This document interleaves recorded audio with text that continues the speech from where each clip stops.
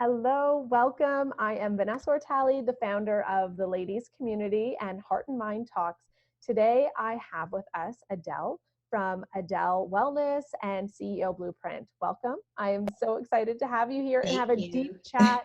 So, we're going to chat. I brought her on today to chat about conditioning, the mind, all this fun stuff to see how you can step out of your conditioning, your current limiting beliefs, so that you can actually achieve the goals and things that you want to moving forward. Is that accurate? Is that what we're chatting about, Adele? Well, yes, and so much more. But yeah, so kind of some context, Yeah. perhaps like about who I am and why we're talking about. So my background is in neuroscience and neuropsychology specifically, with a strong expertise in addiction. I run a weight loss practice, but I'm so CEO of Adele Wellness, which is a weight loss consulting practice. And it's all about rewiring the brain and changing habits and behaviors using cognitive behavioral therapy. So I'm an expert in what's called CBT, which is like a big buzz right now. I've been practicing CBT for about 10 years. And I've always loved CBT, especially when I was in the weight loss world.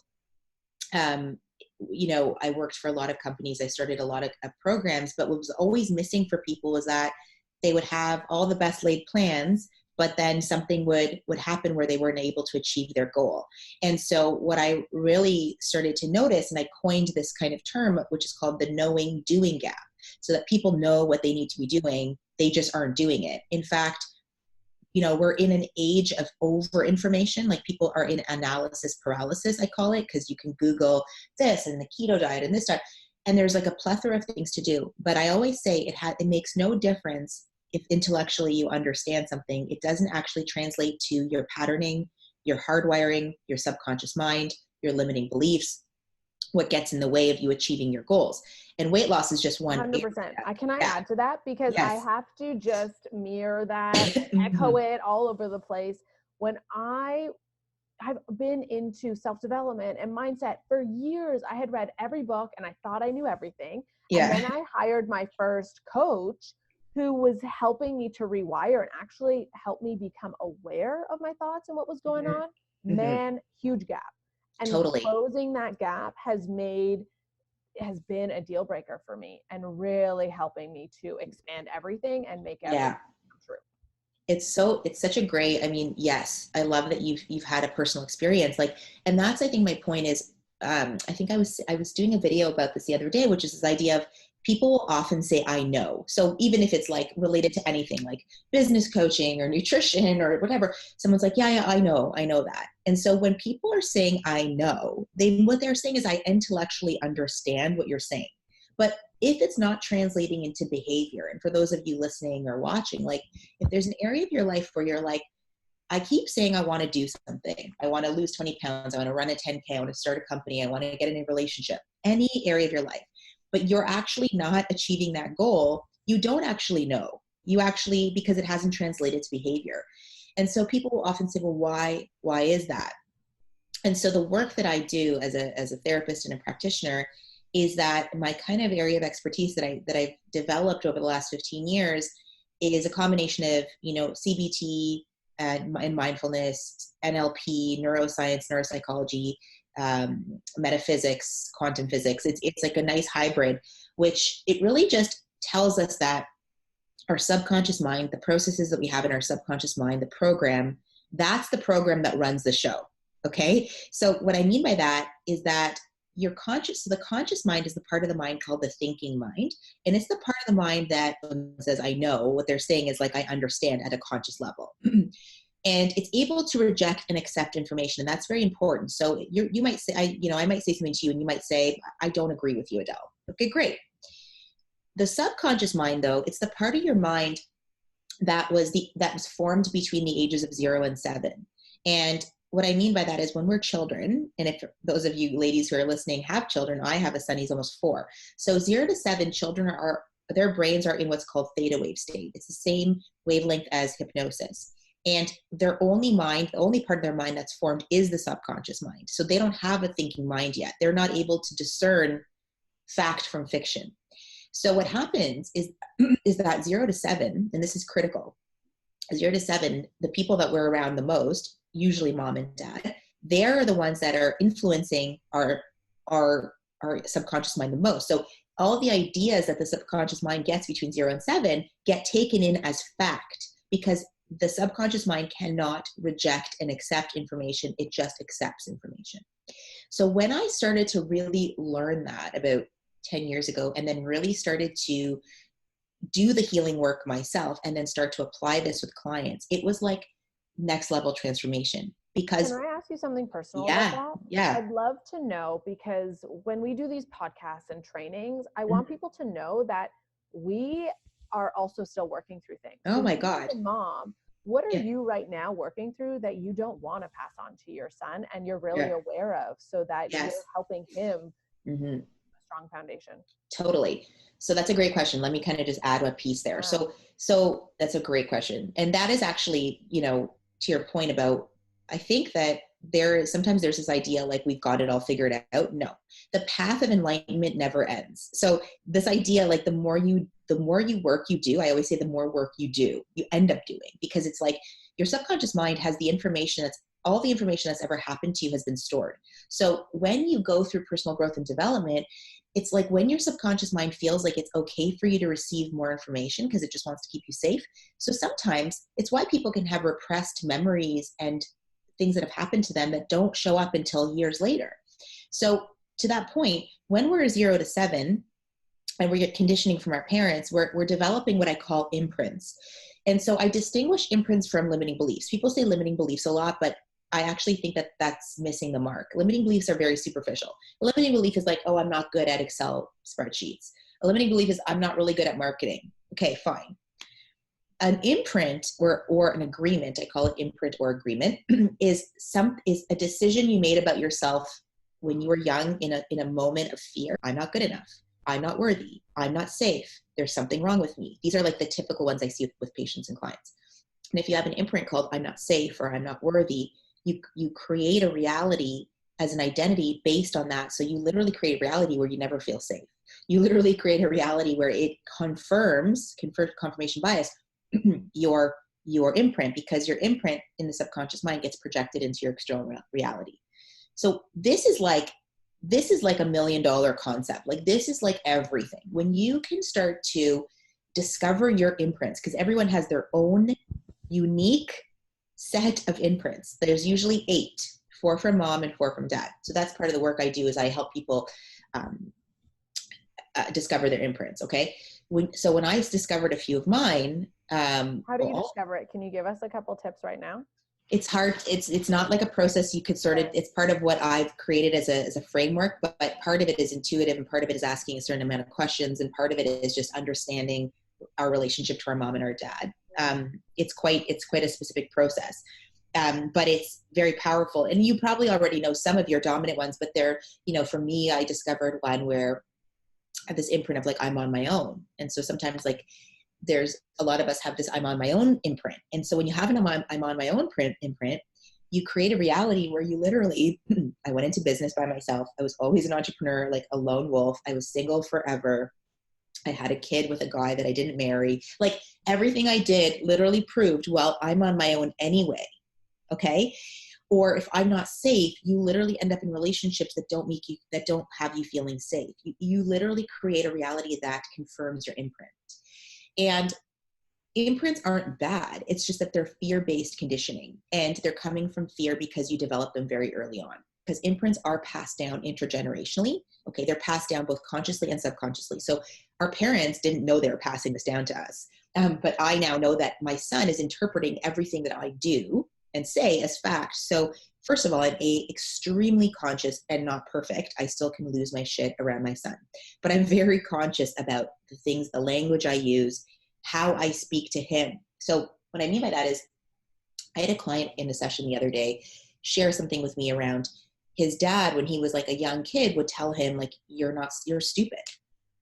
Okay. Now imagine the impact of that. Like the kid as a 6-year-old will literally take that as gospel.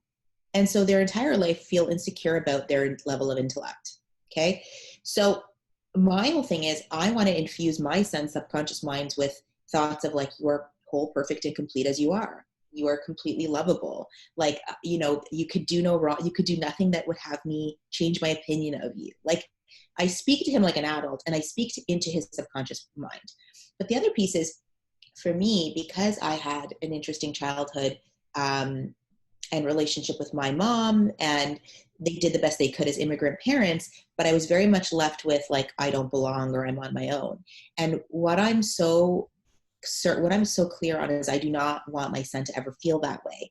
And given that I'm a single mom and we co-parent with his dad, there's all these elements where I always want him to feel like he belongs. And I don't want to use my son. Sometimes what I find women will do, not consciously, is we have children, and then we want those children to mirror back to us some kind of love we don't feel for ourselves. And so I think part of why doing this work as a mother especially is so important is that it's not our children's responsibility to give us the love we never got. It's our own responsibility to reparent ourselves. Well, and that's looking outside of yourself for happiness. And you think yes. that relationships and children, money, jobs will complete you in those forms that you need to heal. Yeah.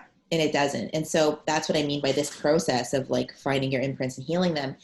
Another way to kind of think about it is like, it's reparenting yourself, because I always say like our parents did the best they could with what they had. And often they came in a generation where they weren't sitting in personal development workshops or going to therapy or listening to podcasts. They didn't have an expanded awareness. And so I think our generation, there's like this paradigm shift of a lot of thought leaders and spiritual workers and consciousness conversations that are really shifting the paradigm. And I think we're really lucky to have kids in this time because we have all these other tools, but our parents did the best they could with what they had. And often the time they were surviving their life, and they didn't have time to parent you the way you needed to be parented. And it doesn't have anything to do with their love for you. It has to do with they probably didn't have those tools, and they have their own intergenerational wounds. So that's what really brought on this work for me. But the more I've delved into it, how it all kind of comes back to what we started with is that our subconscious mind is where patterns are stored. So if you have a pattern that you're trying to interrupt, it's not going to be interrupted at the conscious level. It's not about I know.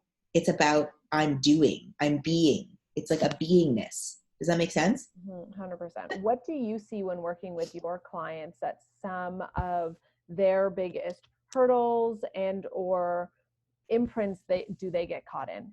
Right. Oh my gosh, like so many. But well, part of it too is like not just imprints, but how I infuse cognitive behavioral therapy into this, which is I think so paramount, is let's even take like weight loss as an example, because that was my area of expertise in the clinic. And I think there's a lot of women that listen to this that want to get in better health or maybe lose weight. And so when you think about it, like what CBT tells us is that we have a situation that triggers us. Okay. So it could be going to a social function, or it could be the holidays, or it could be anything really. And then we have a thought about the situation. So what's key here is that we're actually not triggered by things. We're triggered by our thinking about things. So that's like a really key point for people. So what I mean by that is, let's say it's the holidays, or let's say you're around family, or let's say you're at a cocktail party and you have a narrative of like, I always gain weight over the holidays. I don't have any discipline. I have no self-control. It's the thought, I have no self-control, which then has you feeling anxious and guilty. And it then has you feel something in your body. And then it has you go do some behavior, which is either overeat or drink too much or avoid or procrastinate. And that's the vicious cycle that people get caught in, is that their thinking predicts their behavior. Yeah. But most people think that it's situations that trigger them, and it's actually more they're thinking about it. So I love CBT because as a tool, it actually what it does is kind of like what you just shared there earlier about your experience with a coach. If you can slow down your thinking and just watch your thoughts, you'll see it's kind of wild. Like the narrative that you have in your head is a direct correlation to the results you have in your life. How else can people listening know if they're caught in those imprints? Totally. Great question. It's actually really simple. Look at an area of your life that's not working. You're in a pattern. You're in a vicious cycle. You have an imprint. So for example, a big one that people come to me, I don't personally do weight loss coaching 101 anymore. I have other coaches that do that. But for people that come to me, they're leaders or CEOs, and they want to up level their career. They might have a financial goal. They might feel stuck at a ceiling. They might feel like a lack of fulfillment there. But I talk a lot about even money creation and abundance, or if you want to like up level your leadership, or if there's an area where you're stuck and you're not getting the desired result, it's because you're either operating in some kind of imprint loop or you're operating in a vicious cycle. Okay. So they're similar in that if you're still struggling to lose the same 20 pounds and you've read every diet book on the planet, it has nothing to do with your information. It has to do with there's an ingrained belief about your ability to lose weight. It And also how do you break that? well, you do some CBT work. Yeah. It's not like there isn't like these how to like, that's the thing about this work. And Yeah. I'm going to say this from a place of truly responsibility as a therapist and integrous. Like, you can't break yourself out of your own patterns. It's why coaches need coaches. It's why you yourself, Vanessa, it has nothing to do with people's intellect. I have some people coming to me that run the biggest companies in Canada. They are the smartest people I know. Intellect has nothing to do with it. It's kind of like you can't solve the problem from the same level it was created, because your ego mind will keep you exactly where you are. So why I think it's so important, if people are truly struggling around depression or anxiety or their weight, or they can't make enough money in their business and they keep wanting to quit, you need to look sometimes for outside help, for someone to be able to shine the light on your blind spot. And I think that's always been my strong suit, or like my kind of area of genius, is I am able to see people's blind spots before they can, and I can pull it in front of them so they can see it.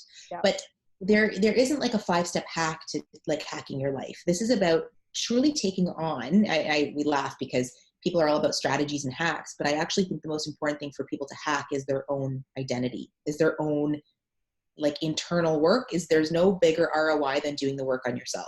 Your business is just a reflection of your own imprints, to be honest. So if you're stuck, and this was no different than me, like I've been running my business, Adele Wellness, for 10 years. The CEO Blueprint I founded 2 years ago. I do events and all that stuff. And, for the first like 8 years, I was like, just, like making ends meet. And you're just kind of in the same salary and the same income. And it's just like, you can't figure out why. Right. And then I started to really go to work on myself. Like, and it's not easy. It can be confronting and ugly and scary. And that's what most people won't tell you, is like, it's not, the road to transformation isn't easy, but that when you get to the other side of it, it is bliss. So, but most people don't want to take that journey because it's not easy.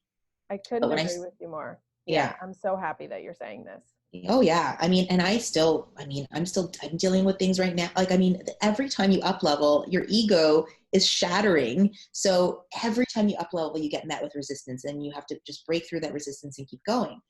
So my point in saying that too is, like, in the last 5 years, I've been able to take my income from one level to a completely other level. And it wasn't because I did anything different in my business. It's because I literally rewired my subconscious mind. I think all of us, especially who have parents who are immigrants, my parents are immigrants from Russia. And although my mom's a dentist and my brother's a lawyer and my dad had a business, like, they were successful when they came here, but they came here with no money, and then they built their life. But I think there was always a subconscious belief that money doesn't grow on trees. Money is scarce. Like, don't use more than you need. We all have that, especially immigrant parents. Like, you were literally just like surviving to put food on the table. My parents came here and had to live in government subsidized homes. So that subconsciously got put on me. I didn't consciously believe it. I always believed that money is like abundance is our birthright. And I would say all these things, but on a subconscious level, I didn't truly believe it. And it's when your subconscious is congruent with your conscious that your external reality starts to be in alignment. But if you're still creating results that you don't want in your life, it's because there's a program you're running, usually subconsciously, and your results don't lie. So that's why I always say, when you say, well, how do people know? Well, if they're still overweight and they've been trying, if they still can't break a barrier in their business, if they're still having the same toxic relationship, if they're still having the same conversations over and over again, that means that there's something in the background. And if you're looking for the secret, there is no secret. No secret. I actually was just having this discussion the other day within my community, because I was looking back at when I first started working with my coach. And I used to spend 2 to 3 hours plus rewiring my brain and going through cognitive behavioral therapy and all of that. And I was just so committed. And I'm not saying you have to spend 2 to 3 hours a day, but it's the daily commitment you're making to yourself to Yeah. change those imprints Mm-hmm. in order to see change in the long run. 100%. And I think that when you say that when people are always looking for like, well, what's your secret, or what's your this? And it's like, that is a big, I think, symptom of our culture, like this whole quick fix kind of thing. There is no quick fix to rewiring your brain. It's like, there is no quick fix. It's about, I think it's been like, for me, 10 years in the making. Now, I don't think that it has to take someone 10 years. I've learned how to collapse that time for people. And that's why I think it's so important to align yourself with a practitioner, a coach, or a therapist that you align with, that can help guide you. Because it's like, if you knew it yourself, you would already be there. And people are so resistant to like hiring a coach. But to me, I actually set aside a certain amount of money every year from my business that I invest in myself in coaching. Like, it's the non-negotiable. It's actually, if I have no other money, like, that is the money I will spend, because your business is a direct reflection of where you are, not where you want to be, but where you are. So if you're making $0 in your business, you need to take a look at yourself. If you're still in debt, you have some kind of belief about debt and money. If you're, literally you're making the same amount of revenue every year in, year out, and you can't break that glass ceiling, there's something running that. And so, you can go hire a marketing strategist, and not to say that those things are bad. I just know for myself, it's interesting because the last 2 years, I invested all this money into marketing, and like, I hired a person. In the end, it ended up being like not great. Like, they didn't fulfill on what they said, and it was actually kind of like a waste of money. And it was quite disappointing. But what I did learn was that the best investment was truly in myself, because in this year, I was like, no, I am literally taking all that money that I would spend externally out there and spend it here, because I truly believe we all internally have the capacity to do anything. And you're your best marketer, you're your best content writer, and you're your best advocate. So it's just really interesting to see that the other piece kind of that we were talking about, and this is interesting, is that as women in business and women leaders, we can often be so in our masculine, like in the doingness of things. And it's really hard. This thing I've had to really learn and practice is being in the beingness, the feminine, the receiving, because the being and the receiving is where you actually generate money and abundance, because it's a feminine quality, not masculine. And so when we're constantly just doing and driving and doing and driving, and we're not able to balance it with receiving, that's what leads to burnout. And this year, I've done less work, quote unquote, like I've worked less and produced more. So I'm actually starting to really see experientially the truth of that. Like, it doesn't mean you have to stop, lay in bed, and not do anything. You have to have aligned actions, but you have to balance it between action, being, doing, and being, and being and doing. Do you know what I mean? Yeah, 100%. And I don't want people to get confused, because I think when we talk about working less and getting more, but sorry, I think we cut out a little bit there. Yeah. Yeah. Okay. Yeah. I'll just edit it out after. Yeah. But I think I don't want people to get confused, because I think when we talk about doing less and getting more, the work on self is still necessary. Yes. Because I think that comes first before we can get into ease and flow. Because I think people get confused with the message where they're like, I thought this was supposed to be easy. I thought it was supposed to flow. So what is that balance, and when can you actually get into flow? Because I don't want it to seem like we're contradicting ourselves. No, there's no contradictions. What I mean by that is when we're only operating from the masculine part of ourselves. Everyone has a masculine and feminine. It's not actually male and female. We all have a masculine and feminine, and we derive those from our mom and dad. So when you're only working in the masculine, which I think a lot of women, especially who are entrepreneurs, do, you're literally, it's like, imagine only running with the right side of your body. So you'll get somewhere, but you'll burn out because you haven't used the other side of your body. So when women are in burnout, it's because they've literally dominated in their masculine. What I mean is that you need to learn how to then also access the feminine. The feminine is where creativity lies, receiving, allowing support in your life, meditating, being flow, moving, dancing. Those are all feminine qualities which bring you into your feminine. It's about balancing the masculine, but most of us don't need to practice being in our masculine. We need to practice being in the feminine. When you are in balance of those two, that's when you're in flow state. Flow state is the perfect balance of marriage of doing, receiving, being and doing and being, knowing when to take a break, knowing when to turn your emails off, knowing when to turn your phone off, knowing when to work, setting boundaries.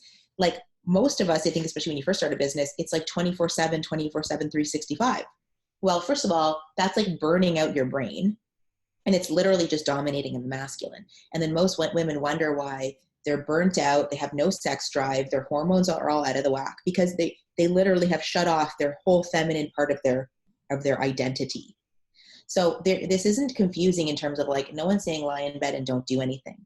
But what I can tell you is the art of manifestation and flow is less about doing, and it's more about who you're being.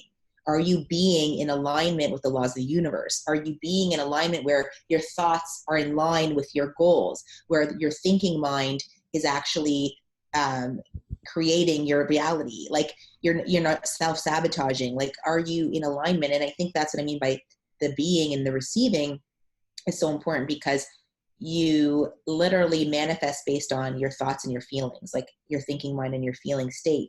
So what I mean by that is when I've done more work on making sure my state was positive and high vibration, I've received more and I've been able to attract more. So again, I think it's about that, understanding how that dance works, because this isn't about stopped working and you're just going to get something for free. I'm such a realist. I'm about aligned action, but I'm about your subconscious processes being aligned and your aligned action being aligned. So like what you're thinking and then what you're doing needs to be aligned. Okay. If you're thinking I'm a total worthless piece of whatever, but you're out there hosting webinars and like, that's completely incongruent and bullshit. And people can see that. But if you're aligned as like, I'm whole, perfect, and complete, and as I am, and I have a gift here to share, and I'm doing things from a place of integrity, and then your actions match your energetic state emotionally, that's when you create like abundance. That's when you create and manifest. That's how it all works as a science. And this is all science. Like, it's math and science. There's nothing esoteric about this stuff anymore. It's been measured. There's data collected on it. And I'm literally experiential proof of literally every morning I wake up and I do my meditation. I go to bed at night. I do my affirmations and my mantras. I do breath work. I work on my state moment to moment every day. Does it mean I'm perfect? No. Some days I wake up and I cry. Like the other day, I was like just in a frenzy, but I allow myself to be with my emotions and let them process, as opposed to making them wrong like I used to. I'm not perfect, and the path isn't linear, but my commitment is that I have my daily practice. And I think that's what makes, to your point, a very big difference. And my daily practice is a way for me to tune into my feminine, because I meditate, or I do my affirmations, or I listen to a great podcast, or I fill my mind with inspirational ideas, or I just lie in bed and I breathe, or whatever it is that I need to do to shift my state. When I notice that I'm too in my masculine, that's exactly what I'll do. And in that, I've been able to increase my income, and what I charge has changed, and working less, but making more.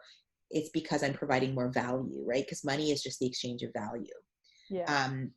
And when you feel like your internal value, when you actually like shift your own belief about your value, it's very different about asking for different rates. But if you don't believe you're worth something, and then you're asking for all this money, that's also the incongruence and the out of integrity. Yeah, 100%. And I think you linked it really well, because in you describing that, I think people can see that actually working on yourself and doing the work allows you to get more into your feminine, be more aware of what is feminine, what is masculine, how do I create that energy and that flow in my life. 100%. How did you get interested in all of this and get started? That's such a good question. Oh my gosh.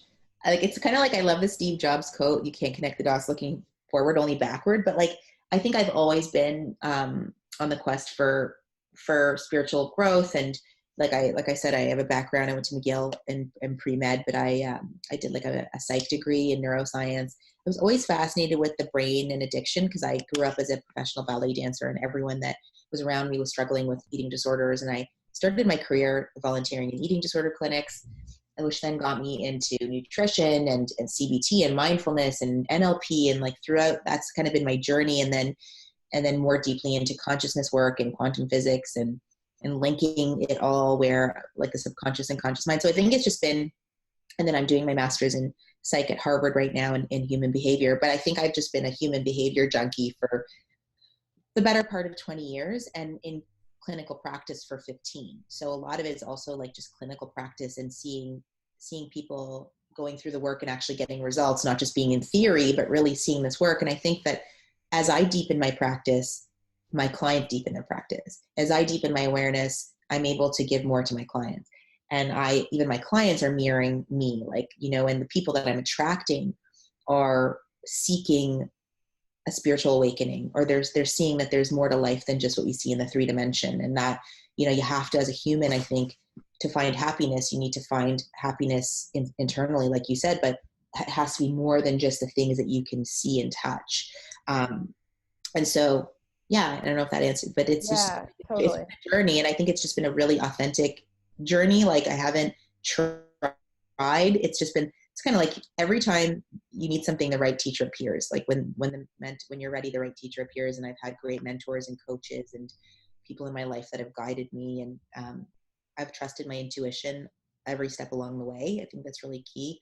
A lot of women don't know how to tap into their intuition, which is like one of their most powerful possessions. Is the ability to be intuitive, but our thinking mind will cloud our intuitive mind. And I think that's another thing I teach is like how to really tune into your intuition so that you don't have to ask other people for their opinions. Like you have a knowing that you're on the right path. Yeah, totally. So you have Adele Wellness. What Mm-hmm. is CEO Blueprint and why did you create that? Yeah, thank you.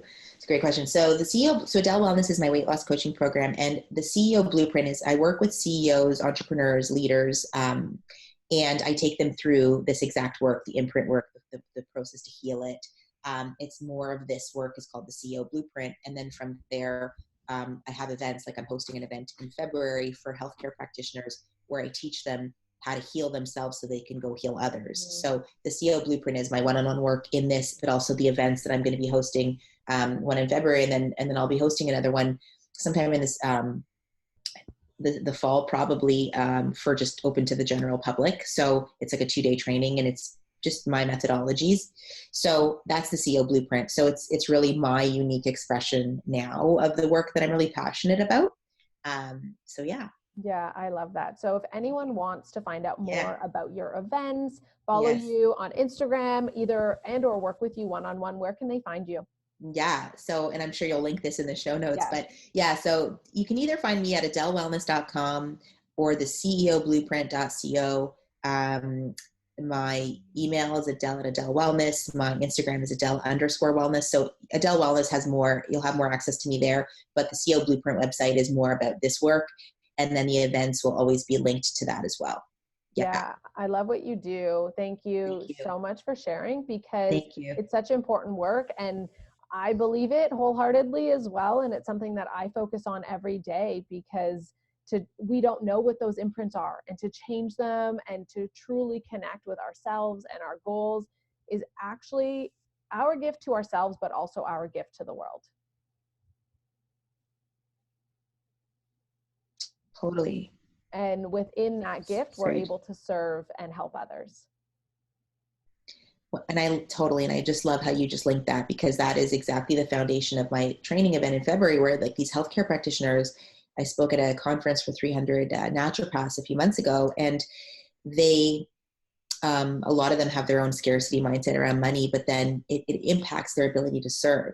So I think this whole idea of like being of service to others means you have to be of service to yourself first. There isn't this whole like martyrdom, like, no, you need to like tune into your own stuff so that you can go help others. I truly believe as you elevate yourself, you elevate the world. Like be the change you want to see 100%. Your world will vibrate. Other people will vibrate with you. They will move up with you. Because energy always wants to go to the lowest common denominator. So don't be the lowest common denominator, like be the highest common denominator.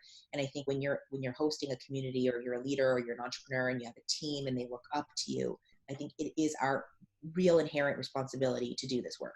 Yeah, 100%. Is there anything you want to share before we finish up this little chat? Yeah, that was amazing. I think that was a big download. So there's probably a lot of goodness in there. Thank you for having me. I really, really, so much gratitude for being able to just share this, and don't hesitate to reach out. And if anything here too resonated intuitively for you, trust your intuition in that perhaps you're ready to make some changes. Perhaps you're ready to find a coach. It doesn't have to be me, but I do think it's like find someone that can support you on your journey, because you can't go at it alone. Awesome. Yeah, couldn't Yeah. agree more. So thank you so much for making time to be here and Thank sharing your you. gifts and being service to so many people. Thanks for Thank you. listening, and we will chat with you soon.